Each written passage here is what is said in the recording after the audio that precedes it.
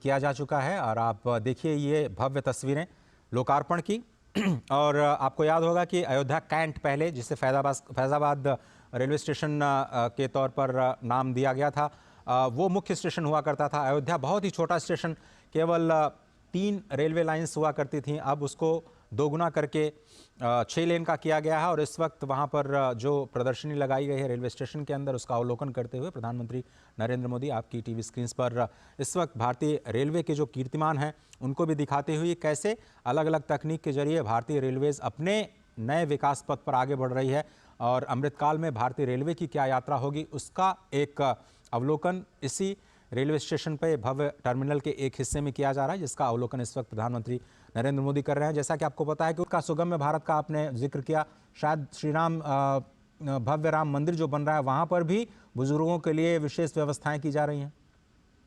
निश्चित तौर से ये पूरा का पूरा स्टेशन वही, जैसे मैं कह रहा हूं कि आधुनिकता और आध्यात्मिकता का संगम तो है ही, साथ ही साथ संवेदनशीलता का जबरदस्त उदाहरण है, क्योंकि एस्केलेटर्स, रैंप, दिव्यांगजनों के लिए अलग से जो है आने की व्यवस्था, और साथ ही साथ दूरी जो मैं बता रहा हूं तकरीबन 1 किलोमीटर से भी कम है। स्टेशन से निकलने के बाद सीधे रामपथ को पार करने के बाद राम जन्मभूमि पथ शुरू हो जाता है सुग्रीव किला से होते हुए, और जहां से दिव्य भव्य भगवान श्री राम का नव्य ये विराजमान, जहां पर भगवान श्री राम की प्राण प्रतिष्ठा होगी किला स्वरूप की, वो मंदिर दिखने लगता है। अयोध्या स्टेशन से जब आप मुख्य मार्ग पर आएंगे तो सीधे आपको साक्षात दर्शन होंगे भगवान श्री राम के मंदिर का, और राम जन्मभूमि पथ वहीं शुरू हो जाता है बिरला धर्मशाला से। नजदीक अगर पहुंचने का जो स्थान है तो अयोध्या धाम होगा। देखिए तो रामघाट की तरफ अगर गोरखपुर से लोग आ रहे हैं तो रामघाट स्टेशन को भी विस्तृत विस्तार दिया जा रहा है। फैजाबाद का जो पुराना जंक्शन है जिसको अयोध्या कैंट तक जाना जाता है, अयोध्या कैंट का विस्तार तो है ही है, जो कि शहरी सुविधाओं से पहले से ही लैस है। तो जयश्री जी, अब ये जो तस्वीरें देख रहे हैं हम, अब ये जो तस्वीरें देख रहे हैं वो है नए अमृत ट्रेन की। कहा जाता था वंदे भारत जो ट्रेन है वो बड़े लोगों के लिए है, पैसे वालों के लिए है, सामान्य लोगों के लिए कोई ट्रेन की व्यवस्था ये सरकार कर नहीं रही है। ये एक नई पहल। आपको याद होगा, अगर आपने जब पहले सफ़र किया होगा, जिसको जनरल बोगी कहा जाता था, घुसना बड़ा मुश्किल होता था। किसी ने रूमाल फेंक करके अगर कोई सीट हासिल कर ली तो चलिए उनका तो सफ़र किसी तरह से कट जाता था, लेकिन बहुत सारे लोगों को खड़े होकर के बिना किसी स्थान के, बिना किसी सुविधा के, सामान को लादे लादे आप बहुत ही मुश्किल से अपने गंतव्य तक जा पाते थे। ये अमृत ट्रेन के अंदर की तस्वीरें हैं।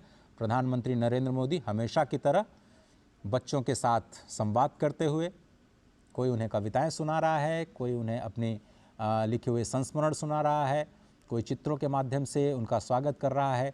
ऐसी तस्वीरें हम हमेशा प्रधानमंत्री के संपर्क यात्रा के दौरान देखते रहे हैं।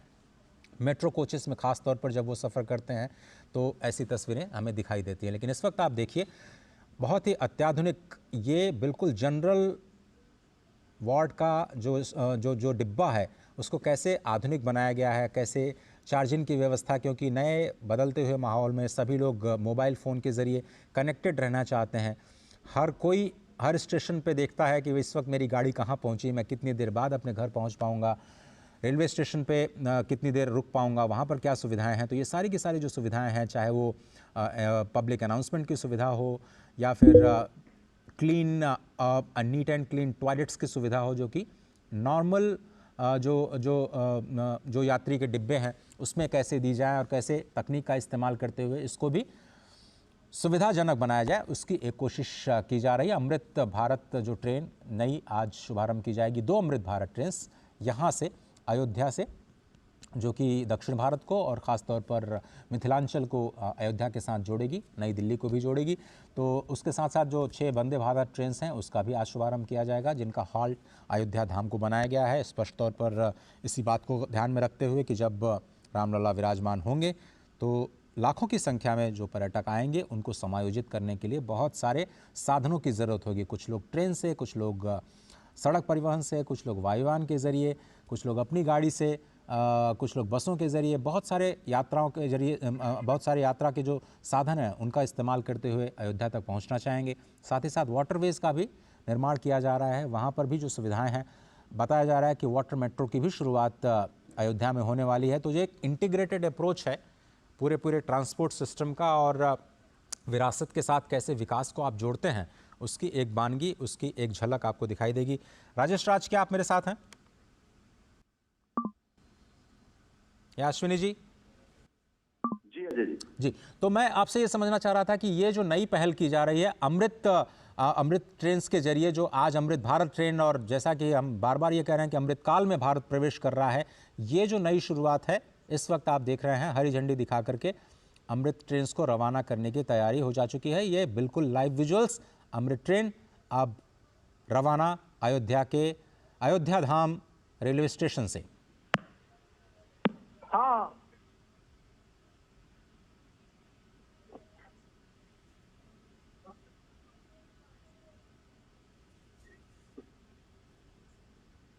करतल ध्वनियों के बीच मेक इन इंडिया पूरी तरह से भारत में बनी हुई, ये देखिए 6 वंदे भारत ट्रेन्स और 2 अमृत भारत ट्रेन्स, 8 ट्रेन्स का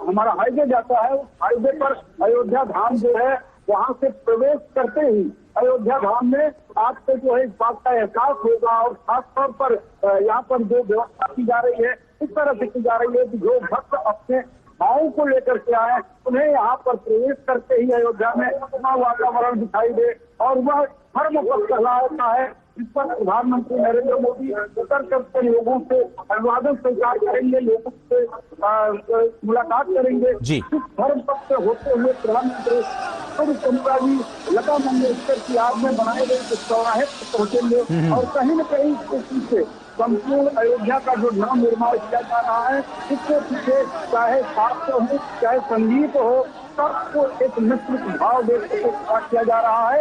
यही कारण है कि लता और लता का नाम इस चौराहे को दिया गया। और इस चौराहे से होते हुए प्रधानमंत्री नरेंद्र मोदी आगे बढ़ेंगे और हनुमानगढ़ी के सामने से होते हुए भगवान श्री राम लला के स्थान पर पहुंचेंगे, जहां उनका प्रवेश द्वार है। इसके साथ ही वो रेलवे स्टेशन पहुंच के रेलवे स्टेशन से फिर से एयरपोर्ट पहुंच जाएंगे। अजय, बिल्कुल सही कहा आपने। इस वक्त जो हम तस्वीरें देख रहे हैं वो है धर्मपथ की। जिस तरह से हमारे वरिष्ठ संवाददाता आशुतोष शुक्ल, जो कि इस वक्त हनुमानगढ़ी के पास बिल्कुल हैं, बता रहे थे कि इस वक्त प्रधानमंत्री नरेंद्र मोदी रोड शो के पहले हिस्से में धर्मपथ पर अभिवादन स्वीकार कर रहे हैं जनता जनार्दन का, और पोस्टर बैनर के जरिए लगातार उनका स्वागत, और साथ ही साथ जनता को भी जो विकास कार्य हैं उनकी जानकारियां देते हुए ये जो बैनर पोस्टर्स हैं, खास तौर पर विकसित भारत की जो विकास यात्रा शुरू की गई है। अगर आप थोड़ी देर बाद देखें तो ये जो काफिला है प्रधानमंत्री का पहुंचेगा लता मंगेशकर चौक, जहां पर 3 विकसित भारत की मोदी की गारंटी की गाड़ियां लगातार लोगों को विकास के कार्यों के बारे में बताती रहे। आप पीछे देखिए 9 करोड़ से ज्यादा लोगों को कैसे योजनाओं के लाभ के साथ जोड़ा गया है, उसकी जानकारी। और जनता जनार्दन भागते हुए कार के काफिले के साथ सिर्फ इसी उम्मीद में कि एक तस्वीर और वेद मंत्रोच्चार, इस वक्त आप देख रहे हैं आपकी स्क्रीन पर, वेद मंत्रोच्चार के जरिए उनका स्वागत किया जा रहा है, फूल मालाओं के जरिए प्रधानमंत्री का स्वागत। और आशुतोष शुक्ल लगातार पल पल पर जो हमारी गतिविधियां उस पर नजर रखे हुए हैं। राजेश राज हमारे साथ जुड़े हैं। राजेश, आपने भी जायजा लिया नई दिल्ली रेलवे स्टेशन का, लेकिन आप चूंकि बिहार से आते हैं, मां जानकी की जो धरती है वहां से आते हैं, कैसे बिहार के लोग आज नई सुविधाओं के साथ अपने आप को अयोध्या के साथ जुड़ते हुए पाएंगे? देखिए अजय, बिल्कुल आपने सही कहा कि जो अवध और मिथिला के जो संबंध हैं वो बेहद पुराने हैं। और इस संबंध की जो कड़ी है वो कहीं ना कहीं अमृत भारत एक्सप्रेस ट्रेन को जो परिचालन शुरू होगा तो इन संबंधों की कड़ी और भी आगे बढ़ेगी। और हम सब लोग जानते हैं कि अवध भगवान श्री राम की जन्मभूमि है और मिथिला उनका ससुराल है। माता जानकी की जो जन्मभूमि है वो सीतामढ़ी है। और यह जो ट्रेन है अमृत भारत, जिसका आज लोकार्पण प्रधानमंत्री मोदी कर रहे हैं।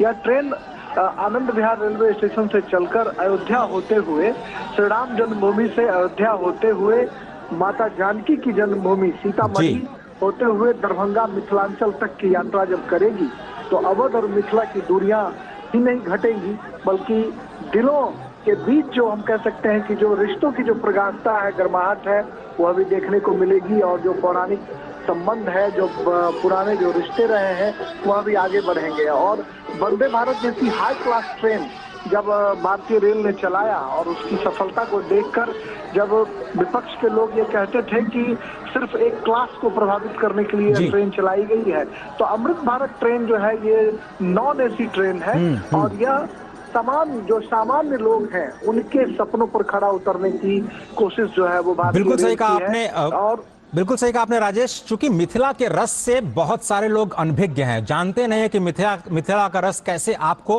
प्रेम में सराबोर कर देता है। इसलिए जब ये सुविधाएं बढ़ेंगी तो माँ जानकी की धरती, जैसा कि आप कह रहे हैं, सीतामढ़ी और दरभंगा से होती हुई जो अमृत ट्रेन चलेगी। और इस वक्त आप देख रहे हैं राम कथा पार्क, जो कि बिल्कुल पास में है लता मंगेशकर चौक के, वहां पर प्रधानमंत्री का काफिला पहुंच चुका है। ये स्तंभ जो देख रहे हैं वो नए भारत के नए विकास स्तंभ हैं। अलग मार्ग पर थोड़ी थोड़ी जगह पर आपको सुलभ शौचालय दिखाई देंगे, यानी बिल्कुल स्वच्छता का ख्याल रखा जाएगा। प्रधानमंत्री जिसके लिए हमेशा कहते रहे हैं कि जो भी तीर्थयात्री आए वो अपना ख्याल रखें, साथ ही साथ शहर का ख्याल रखें, उस तीर्थ का ख्याल रखें जहां पर वो तीर्थाटन के लिए, पर्यटन के लिए जा रहे हैं। ये जो स्तंभ है, अभी उसकी खूबसूरत आभा आप शाम को देखिएगा जब यहाँ पर ज़बरदस्त लाइटिंग होती है, तो इस स्तंभ के जरिए कैसे एक विकास का द्वार आपको दिखता है। ये बिल्कुल लता मंगेशकर चौक पर इस वक्त प्रधानमंत्री का काफिला पहुंच चुका है। बहुत ही खूबसूरत तस्वीरें, अनेक संगीत और वाद्य यंत्र के साथ सैकड़ों लोग इस वक्त लता मंगेशकर चौक के पास प्रधानमंत्री नरेंद्र मोदी का अभिवादन करते हुए। उत्सुकता लोगों को जरूर थी, लेकिन उत्सुकता थी 22 जनवरी की। आज के दिन का अंदाज शायद किसी को भी नहीं रहा होगा कि प्रधानमंत्री 22 जनवरी से पहले आज 30 दिसंबर को भी, यानी 2023 खत्म होते होते एक बार अयोध्या का दौरा करेंगे। साथ ही साथ अयोध्या को कई हजारों करोड़ रुपए की परियोजनाओं की सौगात भी देंगे। बहुत सारी परियोजनाएं पिछले 2 साल 3 साल से जो नए अयोध्या का मास्टर प्लान है उसके तहत चल रही थी, उसमें आज 2 बड़ी परियोजनाएं राष्ट्र को समर्पित की जा रही हैं, जिसमें कि अयोध्या धाम रेलवे स्टेशन और महर्षि वाल्मीकि इंटरनेशनल एयरपोर्ट। ये जो 2 परियोजनाएं हैं, एक परियोजना दुनिया को कनेक्ट करेगी भगवान राम के धाम से, तो दूसरी परियोजना देश के विभिन्न हिस्सों को भगवान राम के धाम से कनेक्ट करेगी। आशुतोष, क्या आप मेरे साथ बने हुए हैं? नमस्कार आशुतोष, क्या आप मेरे साथ हैं? बिल्कुल अजय, मैं आपके साथ हूँ और इस वक्त प्रधानमंत्री का काफिला धीरे धीरे